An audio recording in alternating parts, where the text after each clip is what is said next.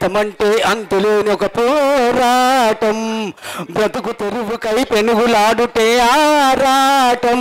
కృషి చేశావంటే ఎదు నిలిచేవంటే కాధించేవు గెలిచేవు నీదే జయం.